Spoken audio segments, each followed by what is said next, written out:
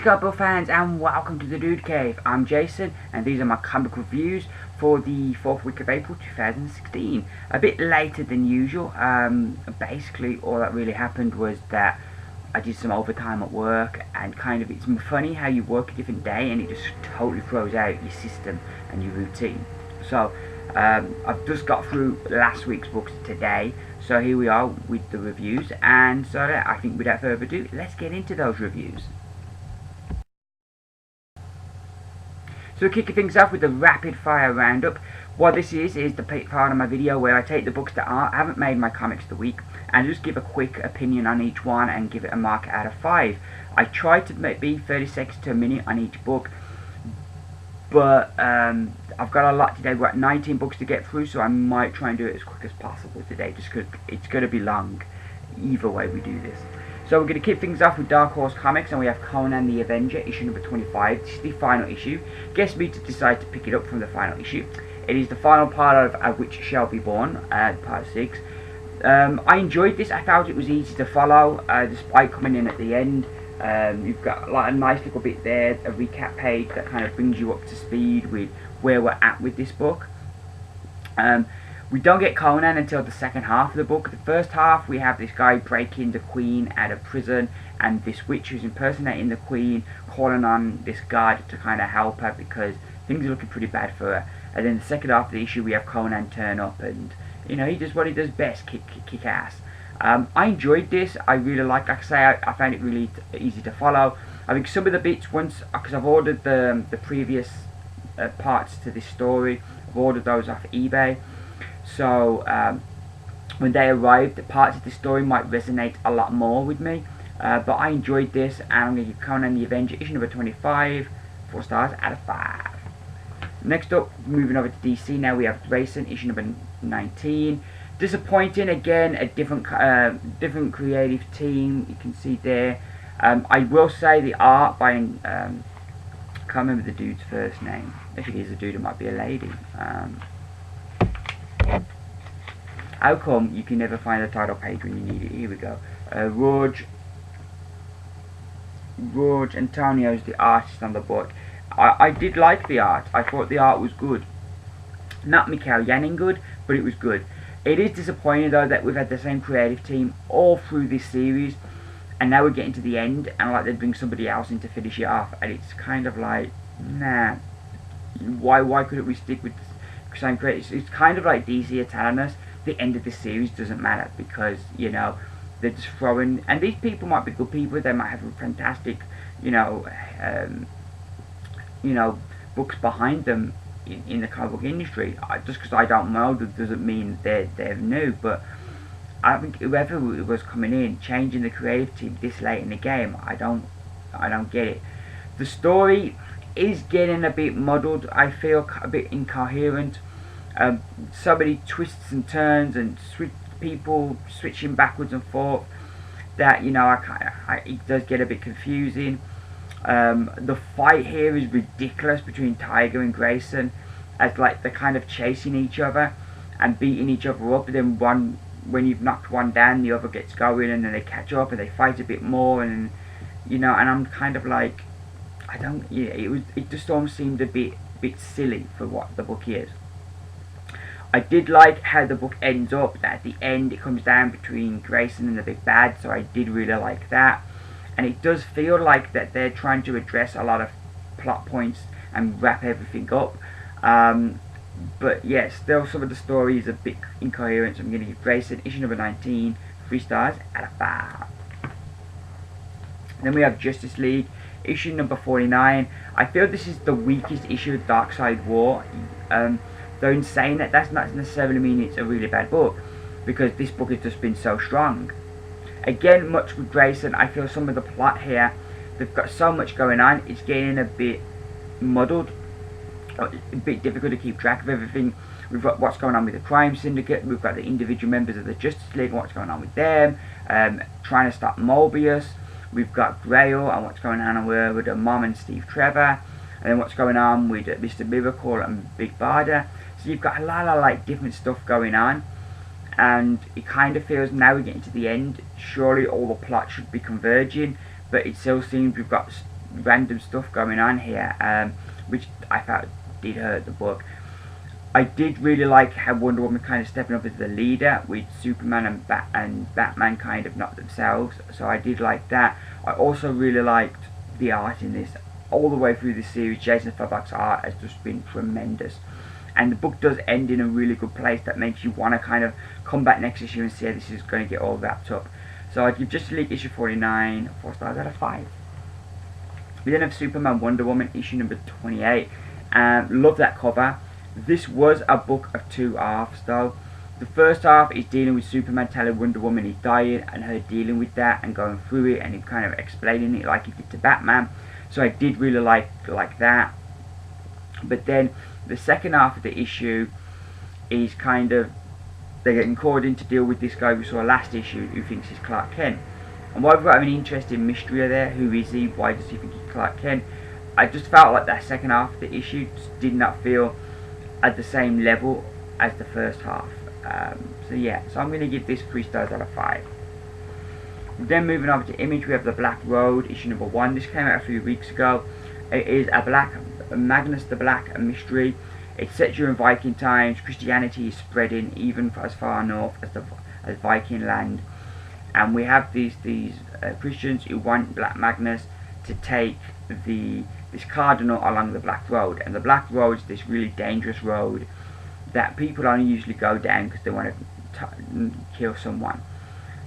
So Black Magnus takes the thing, and he's kind of dealing with, he's lost someone, so he's kind of dealing with his religion versus Christianity, and so you get some kind of interesting insight into the differences between the religions and the gods that they follow, and then kind of, all at the same time, kind of them going down this dangerous road. We do get kind of events get turned up around the middle of the book, which I found initially a bit confusing. But overall, I enjoyed this. I like the idea of this kind of mystery set in Viking times. I think that's a really nice kind of thing that they've done there. The character Magnus the Black is really interesting. And yeah, I'll definitely be back for the next issue. And I'm going to give Black Road issue number 1 4 stars out of 5. We then have Saga issue number 36, the last issue of the current arc. While this is good, and it kind of brings to a head a lot of the storylines we've been following, it doesn't feel like it's got any really big bombastic moments, and because of how much we've enjoyed Saga in the past and what a high standard the book's had, you can't help but feel a bit disappointed. I think any other book, this probably would have been a 5, but because Saga has such high standards and you just don't feel it meets those standards, I'm going to give it 4 out of 5. We then have All New Wolverine issue number 7. This was marvellous, coming out from Marvel Comics. So it was yeah, anyway, I'll stick to the reviews instead of the jokes. I really like, having X-23 be Wolverine, and I like that they go back to these flashbacks of advice and talks that Wolverine gave her, and kind of her applying them to her current situation. So I really like what they do there. I really like Gabby. I like how she sticks around. This is a really nice kind of one and done story, but also serves the bigger purpose of kind of setting the status quo. So yeah, I'm really liking what this comic's doing, and I'd give All New Wolverine issue number 7 5 stars out of 5. Next up we have Daredevil issue number 6. This kicks off a whole new story called the Elektra Connection. Matt somehow has made everybody forget that he is Daredevil, including the people that he was with. So we get Elektra showing up, and kind of Matt doesn't know quite what she wants. And it ends with them fighting, and then we get this big revelation at the end. I really like the colours here. The art, while I like the art, and I think the colours make the art work because the colour palette is the same as previous issues, so it makes it feel more the same even though it looks different. My one real gripe with the art is they make Daredevil look too much like the TV version of Daredevil. And it's kind of, you go from the comic book version that we followed for 5 issues, and now suddenly they change his look completely. I feel it's much more pronounced this issue that they're trying to make it look like the TV version. Which, if they'd done that from issue 1, I wouldn't mind so much, but because it seems kind of random, so suddenly we've got that, it felt a bit jarring. The story's building up this mystery of what Elektra wants, and even though we get kind of an answer at the end, it just adds more mystery to it and gives us wanting more answers. I like the battle between Elektra and Daredevil, and I like the stakes that she's not playing, and she establishes that she's not playing. And Matt doesn't want to hurt her or kill her, but she's not playing, so it's tough for what should Matt do. So I like that, and we get Blind Spot kind of appearing here and there. So yeah, I enjoyed this overall, though the art did bug me slightly just because of how like the TV version they made it. But yeah, oh no, this was a solid opening chapter of this story. I give Daredevil issue number 6 4 stars out of 5. Next up we have Doctor Strange, The Last Days of Magic one shot. This was $5.99, which is a lot. And you can kind of gripe that it maybe should at $5.99 it should be more of an essential story. Basically what this is it kind of gives us the backstory to all these different kind of magic people. So we have like Magica, Magico Mystica, we have Professor Zoo, we have the Wu. So yeah, and they each have their own kind of short story, setting up how the Empirical find them and how they're kind of fighting to keep magic going. So I liked it. I thought having the separate stories, I think, made it really easy to have different artists on the book. But yeah, I enjoyed this. It's not essential. If you're enjoying Doctor Strange and what they're doing with Last Days of Magic, it's a fun book to buy because it kind of fills in who these people are. But it's not kind of, if you don't read this you won't get the main book. It's not like that at all. So if you're enjoying it and want to pick it up and can afford it, get it. But don't think that it's an essential part of the story that you need. But yeah, I personally really enjoyed it and would give it 5 out of 5 despite the high price. We then have Doctor Strange number 7. This is part 2 of The Last Days of Magic. Read this after that one, because that one pretty much is just kind of filling in all of these different wizards are that we meet in this issue. So reading this, what really struck me is this is basically the Doctor Strange version of the God Killer, because with what Jason Aaron did with 4, he's doing pretty much the exact same here with Doctor Strange, and that's not a problem as such, because the God Butcher is one of my favourite stories of all time. But it does seem a bit soon for like Jason Aaron to go back to that well. But maybe, you know, I give him the benefit of the doubt because he's such a good writer. Maybe he's got a specific destination that he needs to get before going for this story. We get that character on the front, we get his origin and his whole backstory, this issue. That was really cool to see. The stakes feel really high and things seem really bad. Not as great as previous issues, but still really good, and I'm looking forward to seeing how Doctor Strange is going to bring back magic. And I give Doctor Strange issue number 7 4 stars out of 5. So next up we have International Iron Man issue number 2. Not as strong for me as the first issue. We kick it off with some backstory and, you know, kind of getting to know some more of his past before we get to present day and kind of catch up with what happened in there. It doesn't really knock your socks off, even though the art is nice. But it just felt it was a good story. It was interesting, but it just didn't wow you. Maybe I feel this is going to be a kind of book that might be better collected as a trade. Once you know, you kind of read it in like one go.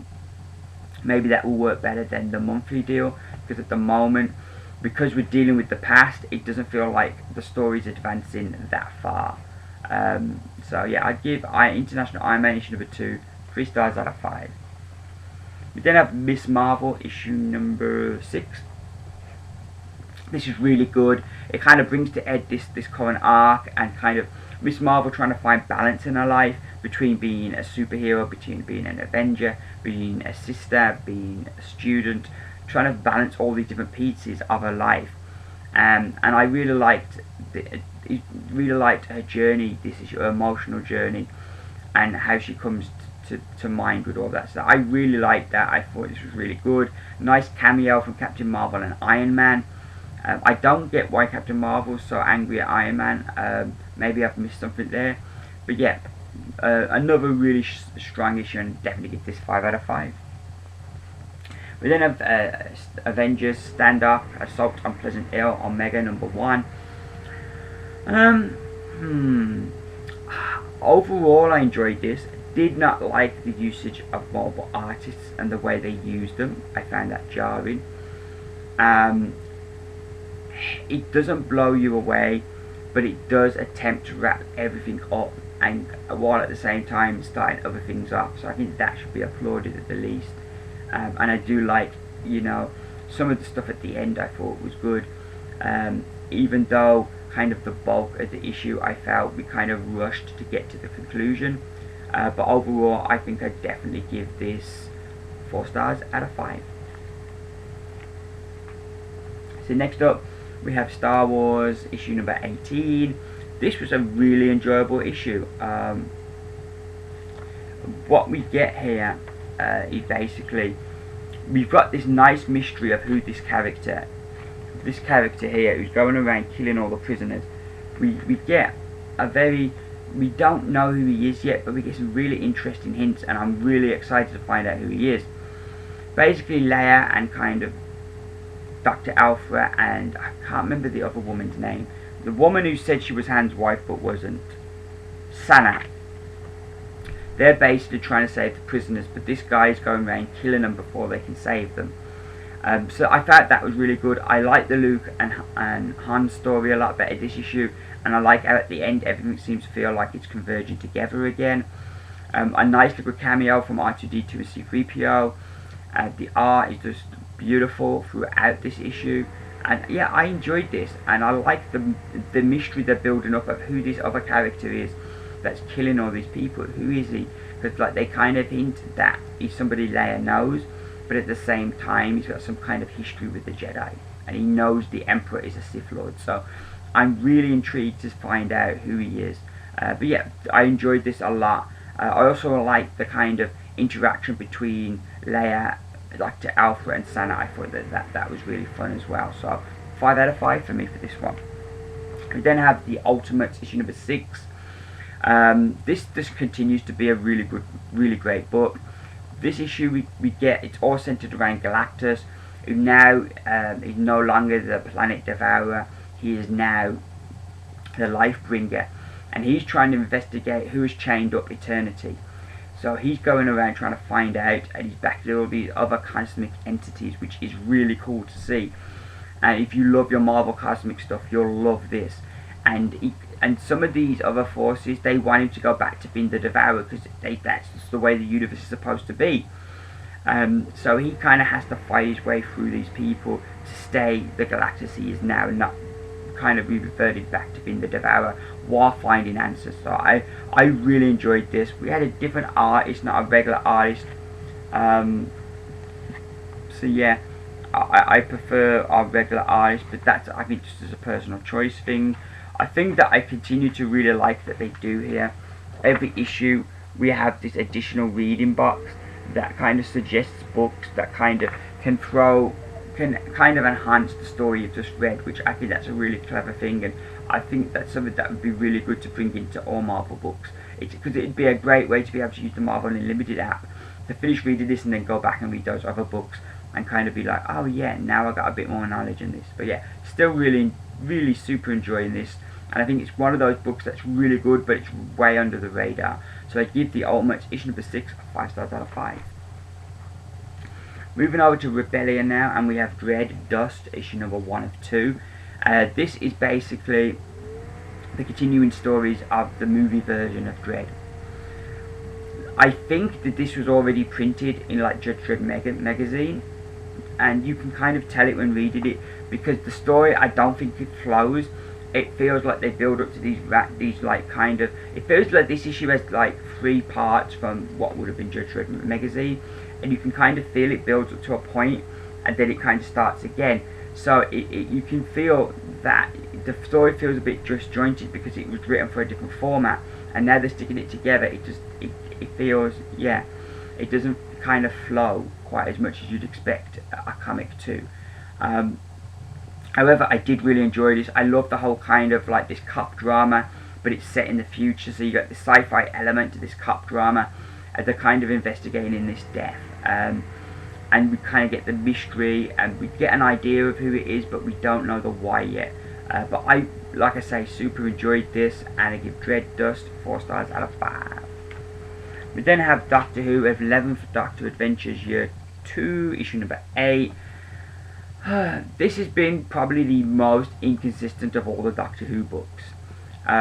This issue they do address that there's a rather big TARDIS team, and it does seem like they're starting to thin the herd.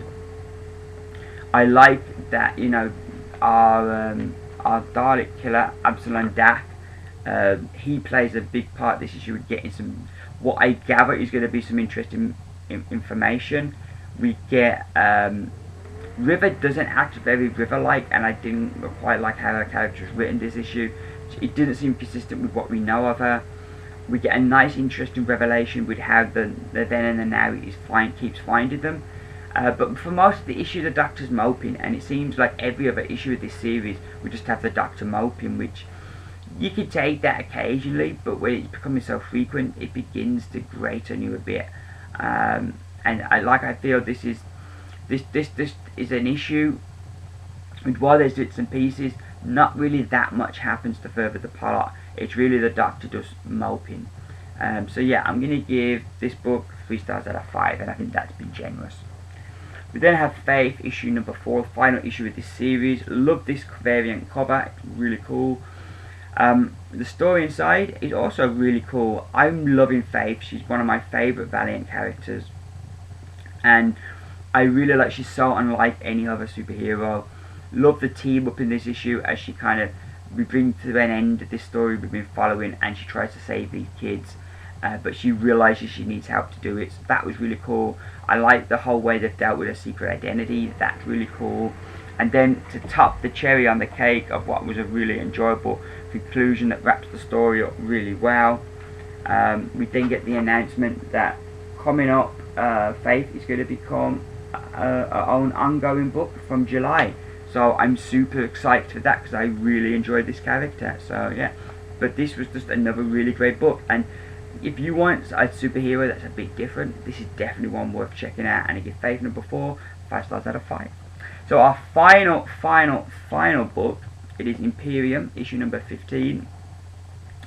Continues the Stormbreak storyline as Livewire and this group of soldiers, the Hardcore Corps, Hardcore, sorry, yeah, they're the Hardcore, you know, but the Corps is it like CORPS, so it's kind of a play on words.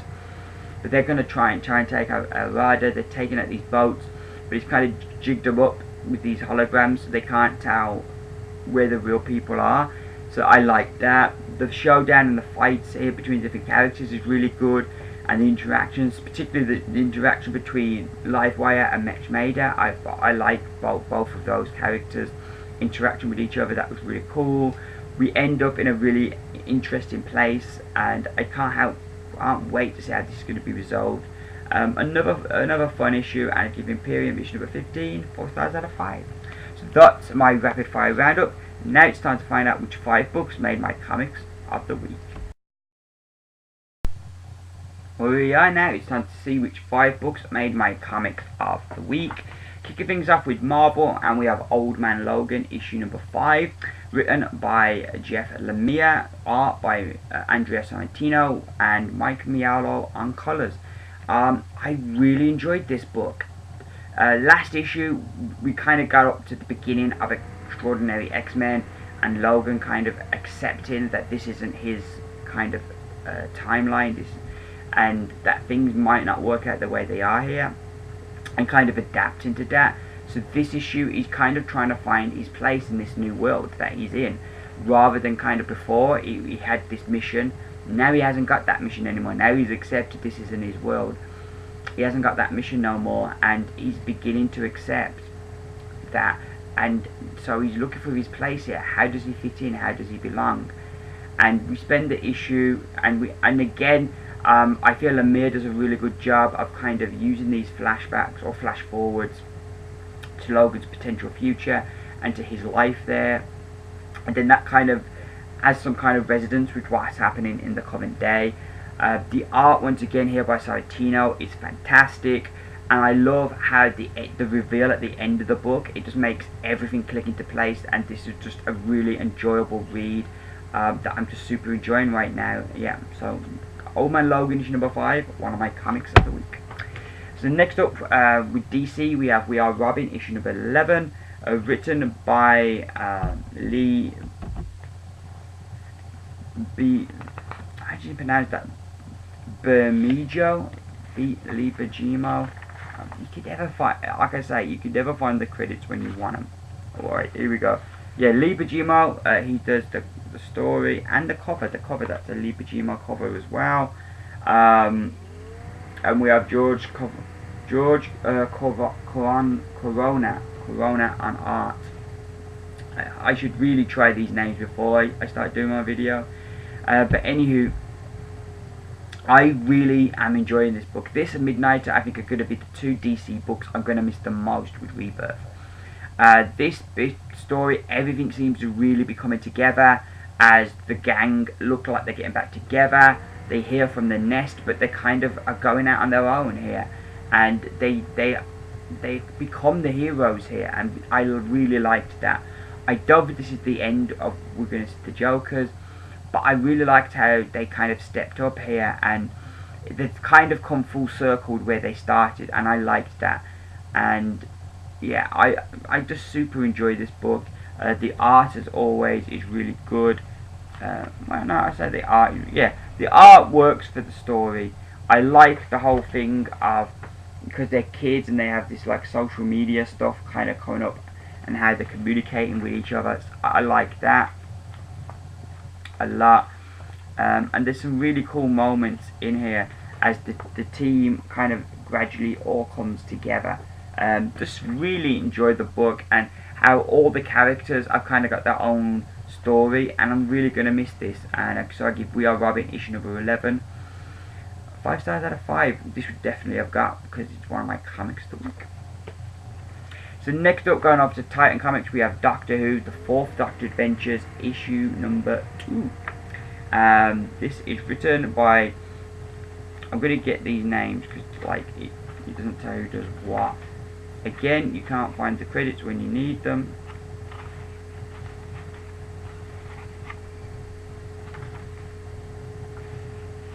See, I'm sitting here going through my comic because I can't find the flipping credits. Oh, here we go.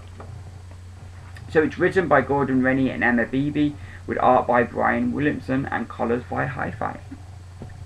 This continues the story from last issue, with the Doctor and Sarah have been split up. This issue sees them coming back together, and we get a bit more backstory of one of the characters in the book. I'm really enjoying this. This just gave me everything I wanted in a Doctor Who book. It felt new and fresh, but at the same time it felt like it was from that classic era. I felt the Doctor, the 4th Doctor and Sarah are really well written. The art I liked, and I really admired how they made the characters look so much like the people they are. And yeah, this was just a lot of fun, and just everything I want out of a Doctor Who comic. So yeah, one of my comics of the week. Next up we have Squadron Supreme issue number 6, written by James Robertson, with art by Captain Kirk. No, it's not Captain Kirk.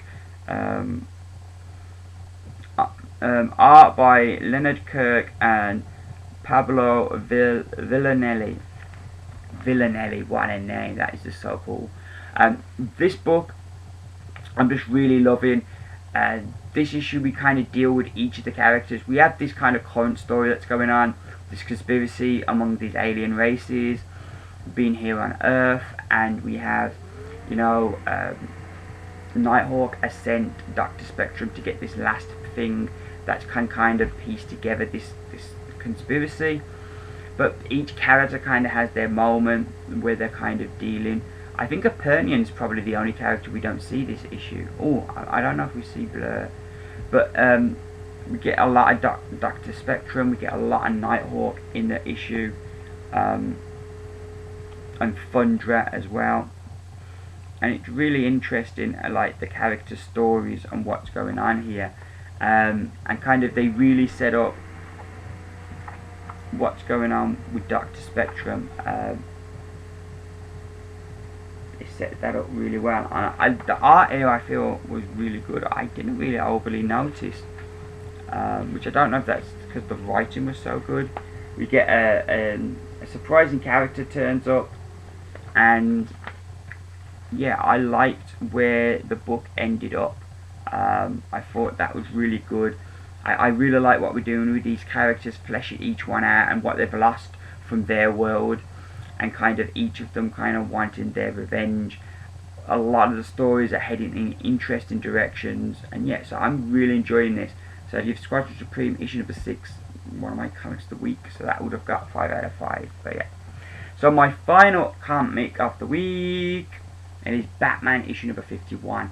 The final issue from the creative team of Scott Snyder and Greg Capullo.